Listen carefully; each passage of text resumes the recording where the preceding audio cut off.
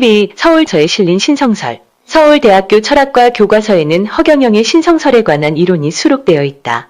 서울대학교 철학과 교과서에는 2페이지에 달하는 허경영의 신성설에 관한 철학적 주제를 다루고 있다. 허경영의 신성설은 이제 걷잡을 수 없는 시대조류로 세상을 강타하고 있다.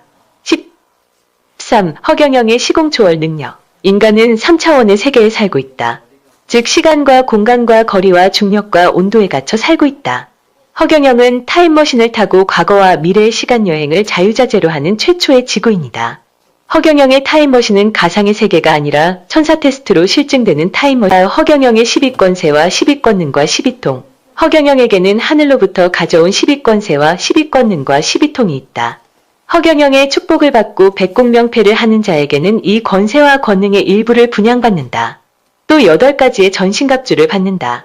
이 능력은 형식적으로 주어지는 것이 아니라 실증적으로 확인이 가능하다. 15. 허경영의 축복권. 허경영의 축복은 보이지 않는 실체다. 일반 종교의 축복은 그 효과가 증명되지 않는다. 그런데 허경영의 축복은 바로 현장에서 증명된다. 자신의 이름과 주소와 음식과 조상묘소와 전화번호와 부동산과 소모품 모두에 축복이 들어간다. 허경영의 축복은 증명되는 실체다. 또 16. 허경영의 명패권. 허경영의 명패는 놀라운 기적을 연출하는 사후세계에 살아서 받는 행운과 복은 축복이고 죽어서 받는 천상형 복은 백공명패다.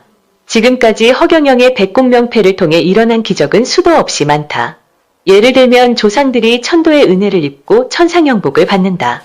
17. 허경영의 천사권. 천사는 인간의 안전과 생명을 지켜주는 협력자들이다.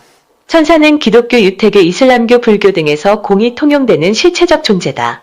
허경영에 대한 믿음이 있는 곳에는 늘 천사들의 존재가 사진에 찍히고 있다. 허경영은 천사와 대천사를 무한대로 넣어주는 진정한 능력자다. 18. 허경영의 광채권. 모든 종교가 천사와 대천사를 구분해서 넣어주는 데가 있었나? 아니 뭐 천사는 자기들이 종교의 교리에만 있지 거기에 천사가 목사가 천사를 넣어주고 이런 거 있나? 나는 직접 신이 왔기 때문에 여러분한테 천사권을 천사와 대천사를 구분지어 넣어줘. 그러면 달라 안 달라? 허허 참. 입맛대로 골라서 넣어주죠? 금액도 달라요. 혹시 아시나 몰라.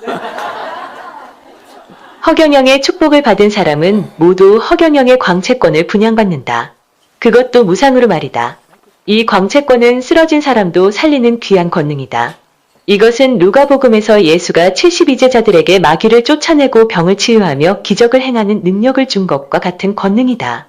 19. 허경영의 백회권. 백회는 머리의 정수리에 있다. 여기는 인간과 하늘이 소통하는 문이다.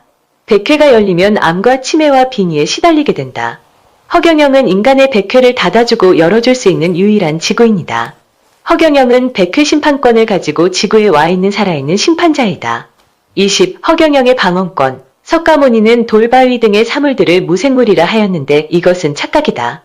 허경영의 축복을 받은 자는 돌바위 등의 무생물들이 사실은 지능이 무한대이며 인간들과 대화와 소통이 가능하다는 것을 안다. 허경영의 이 주장은 그가 신의 본체임을 증명하는 중요한 단서이다. 보는 바와 같이 허경영은 신이 아니고서는 보여줄 수 없는 신묘한 이적을 보여준다. 지금까지 지구를 다녀간 사람들 중에는 자신이 하늘에서 파견된 메시아라고 주장하는 이들은 꽤 많았다.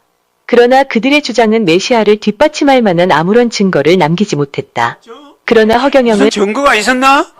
아무런 증거가 없어 그들은. 그런 가짜 메시아들과는 완전히 다른 카리스마를 보여준다. 허경영은 기아를 종식시키고 전쟁을 중지시키고 국경을 철폐하며 차별 없는 세상을 실현하기 위해 하늘에서 내려온 살아있는 신이다.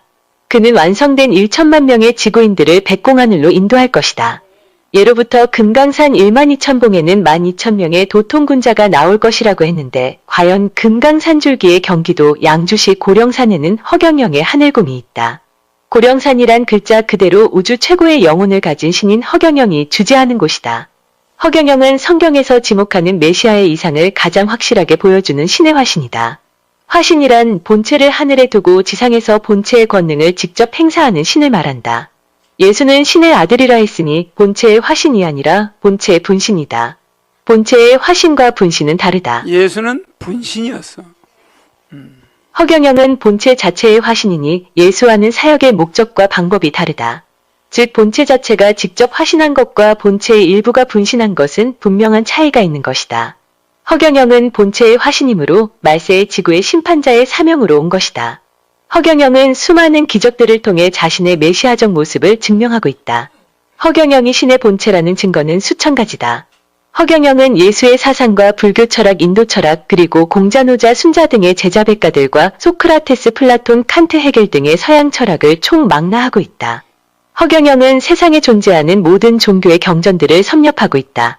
과학, 수학, 수리학, 주역, 풍수, 인문, 지리, 정치, 경제, 사회, 문화, 환경, 예술 등 모든 부문의 압도적 1인자다. 허경영의 두뇌는 신이 아니고서는 절대로 도달할 수 없는 지식의 창고요, 지혜의 저장소이다. 이제 지구인들은 철학자 프란시스 베이컨이 말하는 대로 허경영에 대한 4가지의 우상에서 벗어나야 한다.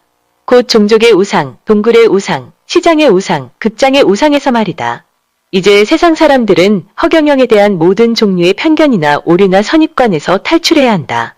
바로 그 편견과 오류와 선입관을 프란시스 베이컨은 우상이라 표현하는 것이다. 지레짐작은 허경영의 본래 진면목을 보지 못하게 하는 어리석음 그 자체다. 허경영은 하늘에서 내려온 인류의 심판자여 본체의 화신이다. 가자 허경영과 함께 세계로 미래로 2023년 10월 25일 국회안 99대 하고